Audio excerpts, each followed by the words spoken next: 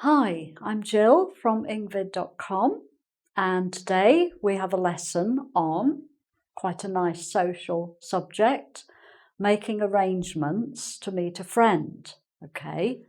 And the idea is that this friend is an English-speaking friend.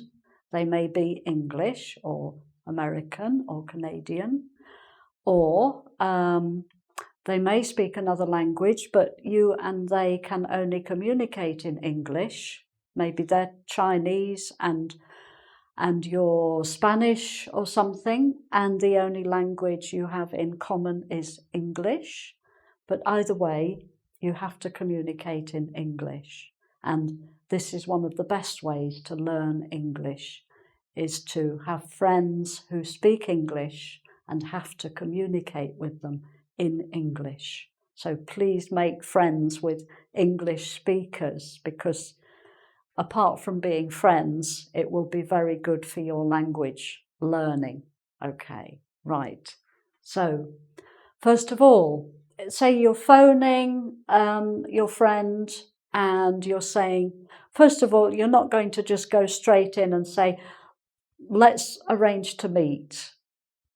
You want to first of all say things like, hi, how are you? Because if they're not very well, it's not a good idea to start making arrangements to meet. So just socially, you need to say, hello, how are you? How is everything going? I haven't seen you for a while.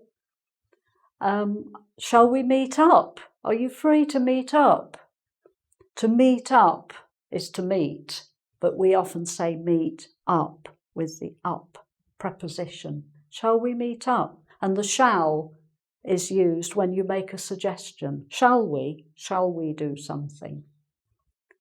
Okay, so once you've done your little introductory part and they're feeling well and they want to meet you and go somewhere interesting, we can move on to the second part.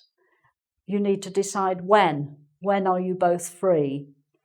Okay, so you might say, when are you free? And they might say, oh, well, I'm free on Tuesday afternoon, Thursday morning, Saturday afternoon. So you decide between yourselves which is the best time for both of you. I'm free on, and the day. Okay, you use on with the day. I'm free on Tuesday, on Saturday. Okay, and then just to check, is that okay for you? You have to check with the other person. Is that okay for them as well? And then if they say yes, great, great. Useful word, great, whenever you're pleased about something. Great. So you've got the day. You now need to decide on the time. What time shall we meet? Again, using shall as the suggestion. What time shall we meet? And because you're meeting a friend, you don't want to make it like, oh, I start work at 9:30 in the morning, I have to be there. This is a nice social occasion. You don't have to say, be there at 2 o'clock. As it's a friend and it's a social meeting, you can be a little bit more casual about it and say, oh, around 2 o'clock, which means just before 2, just after 2. Around is a very useful word for time. Let's meet around 2 o'clock. Okay, so you've decided on the day and the time. So thirdly, you have to then decide where to meet. Somewhere interesting, maybe, that you haven't been before. Where shall we meet? So shall again. Where shall we meet? And your friend might suggest, oh, an art gallery. I haven't been to that art gallery for a while. Shall we meet there? Have you ever been there? No, I haven't been to that one. Oh, okay then. Well, let's meet there. I think you'd like it. Okay. So once you've decided on the location, the art gallery, an art gallery is a big place and there's an outside and an inside. You have to decide exactly where. So whereabouts is a useful word. Whereabouts. It's just like saying where. Where shall we meet around the building? Whereabouts shall we meet? Inside or outside? But if it's in the UK, because of the weather, it's not always a good idea to meet outside somewhere because it could be bad weather. So you say, in case it's raining, in case it's cold, it might be better to meet inside. So you can be dry and warm while you're waiting for your friend. So in case means if.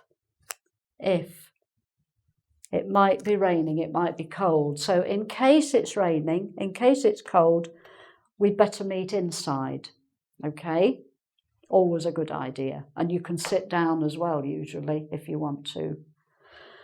So, say it's an art gallery, there are different places, and I'm thinking of a particular art gallery here. So I'm thinking of the different parts of it that are good places to meet someone. The foyer, which is just inside, you go through the door and it's like the hallway, an open space called the foyer, which is a French word actually, but we all use it to mean the inside, just inside the building, just inside the entrance.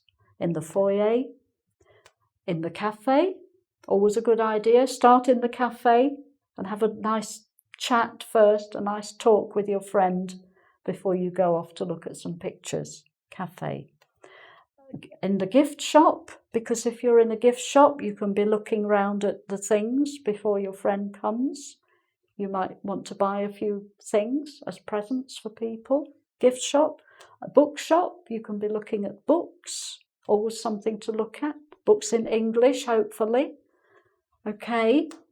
On a particular floor of the gallery, you could say, well, let's meet on the second floor because there's a good exhibition there at the moment. On the second floor or the first floor.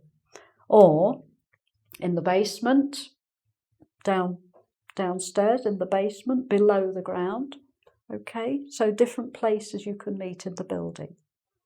So once you've decided when and where to meet, you then have to finish off your phone call.